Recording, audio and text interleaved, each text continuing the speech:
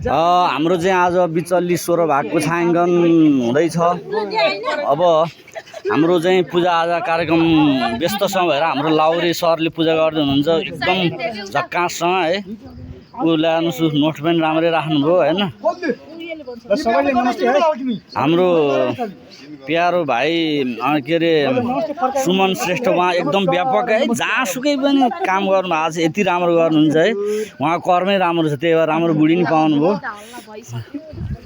है। त्यसपछि उहाँको दाम्पत्य जीवन धेरै शुभकामना। अनि त्यसपछि गएर यो लाड साहब हुनुहुन्छ यहाँ होइन, ठिक छ लाड साहब, ठिक छ। हाम्रो डाइरेक्टर साहब हुनुहुन्छ। नमस्कार सबैजनालाई, हाम्रो बिचल्ली टिमलाई माया गरिदिनु होला। तपाईँहरूको लागि धेरै नै दुःख गरेका छौँ, खाना खाइ नखाइ भोकै भए पनि दुःख गरेका छौँ। सबैजनालाई माया गरिदिनु होला, सबैजनाले हेरिदिनु होला एकचोटि। हाम्रो अब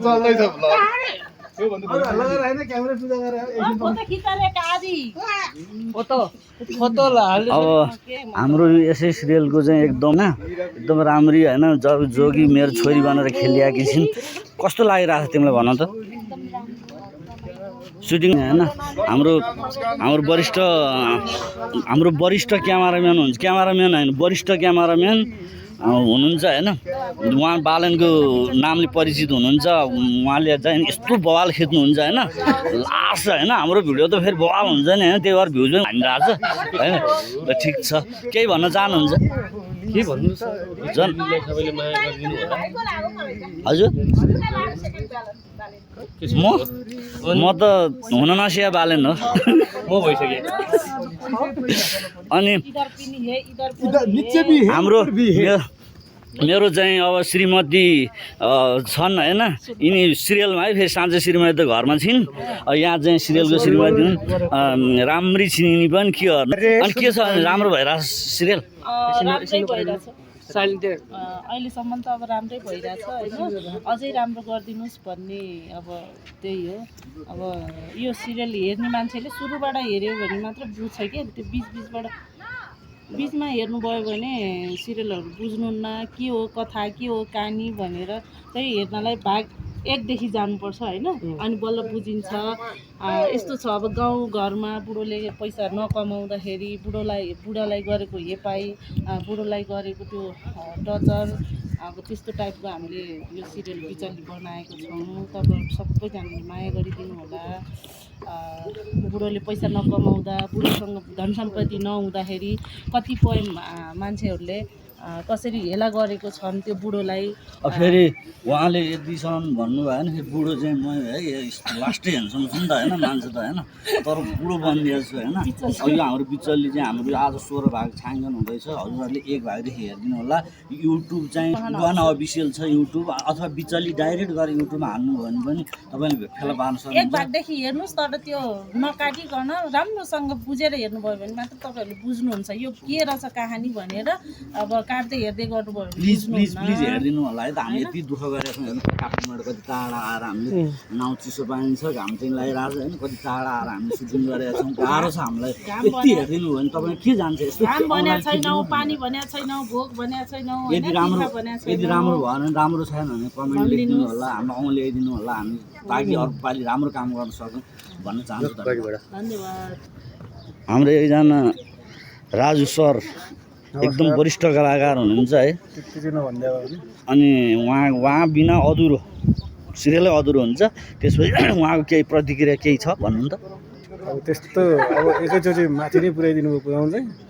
माथि त अलिक भ्यालीबाट अलिक अग्लो ठाउँ छ नि त। यो चिसो पनि ठाउँ चाहिँ अग्लै हो, मान्छे पनि अग्लै हो, कलाकारमा चाहिँ भरै हो होइन। तपाईँ राम्रो छ त्यो भर भन्नु मिल्दैन, कलाकार भए सिद्ध छ। तपाईँले एकदम राम्रो गर्नु भएको छ। हाम्रो यो बिचल्ली चाहिँ एकदम सबैजनाले हेरेर माया गरिदिनु होला। केही कमी कमजोरी भए कमेन्ट गरिदिनु होला। हजुर सब्सक्राइब सेयर गरिदिनु होला। सबैजनाले सुरुदेखि हेरिदिनु होला। केही कमी कमजोरी भएदेखि भनिदिनु होला भन्न चाहन्छु। हजुरको कमेन्टलाई धन्यवाद। हाम्रो एकजना दारी झपक्क पालेको लगभग के अरे साउथ इन्डियाको चाहिँ हिरो जस्तो देखिरहनु भएको छ होइन। ढ्याक्क लाएर फेस पनि त्यस्तै छ, दाइरीजुमा ह्यान्डसम हुनुहुन्छ होइन। उहाँको पनि बिचल्ली कलाकार हुन्छ। केही राय प्रकट गर्न चाहनुहुन्छ? बिचल्ली गइरहेको छैन, अलिअलि हेरिदिनु होला, कमेन्ट गरिदिनु होला। जे छ जस्तो छ कमेन्ट गरिदिनु होला। अच्छा, हामी दुःख गर्दैछौँ, घाम पानी नभनी बर्खाको समय आइसक्यो पानी नभनी 1-2 बजी खाना खान्छौँ त्यही हो कुरा केही बोल्न चाहनुहुन्छ नमस्ते म सबै कलाकार टिमलाई धन्यवाद भन्न चाहन्छु अरू केही पनि बोल्न चाहन्न हो पकाउँदैछु हाम्रो खाना बनाउने सर चाहिँ उहाँ हो के उहाँ कलाकार प्लस खाना पनि यति मिठो बनाउनुहुन्छ है यस्तो स्वादिष्ट छ उहाँको खाना तपाईँले सिरियल हेर्नुभयो भने स्वाद पाउनुहुन्छ धन्यवाद हेर्दै स्वाद पाउँछ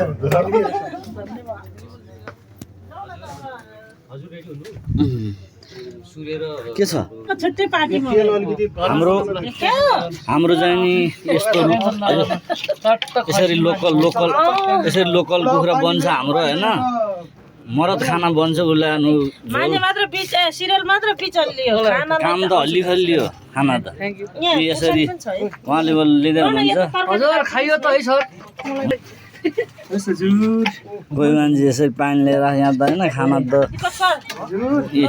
मजासँग पस्यो अस्ति एकजना हाम्रो हरि पौडेल भन्ने सरले यति कुखुरा के हो यस्तो डढ्यो भनेर देखाएको ए बुढा राम्रोसँग हेर्ने यहाँ के कस्तो छ मासु खोइ मासु देख्नु भन र लोकल कुखुरा अनि भाले कस्तो हुन्छ कति महँगो हुन्छ आहा हजुर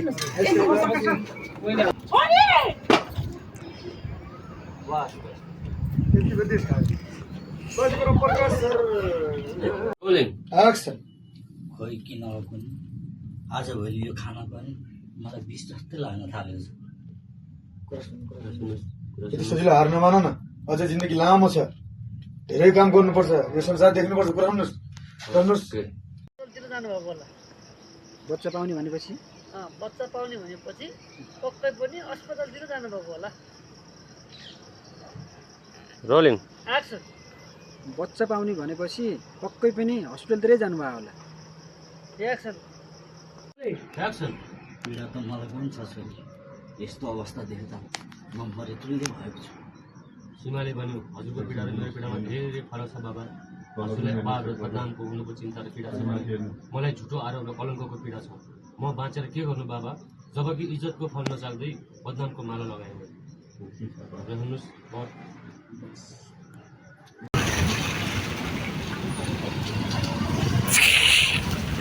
जान भित्र लैजाउँ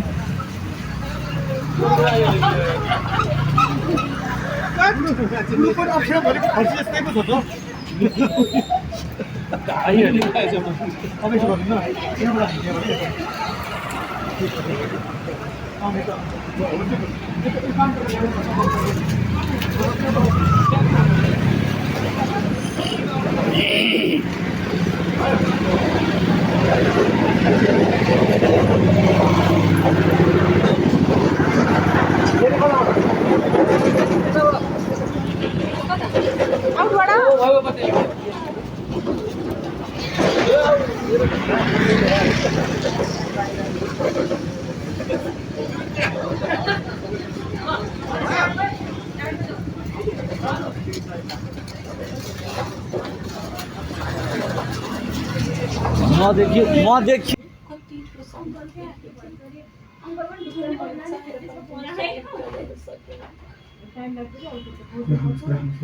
यसमा न तेरो गल्ती छ न मेरो गल्ती यो त सब हामीले भगवान् छोरी रहनुहोस्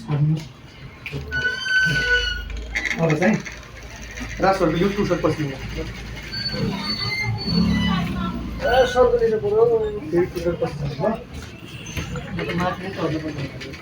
यस्तै रहेछ जिन्दगी गीत हाल्नुपर्छ हालिहाल्छ मेरो कुरा तातोसित गरिहाल्छ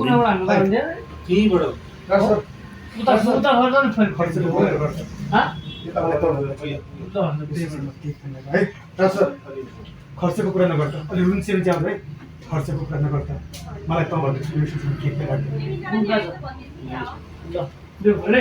क्यामरी एक्सन खर्चको कुरा भन्न मलाई यो संसारमा सबभन्दा ठुलो के पनि छ राख्नुहोस् ओके नमस्ते हजुर कहाँदेखि हुनुहुन्छ ककनी भने नुवाकोट जिल्ला अनि हजुर के को लागि आउनु भएको होला मेरो श्राद्धको लागि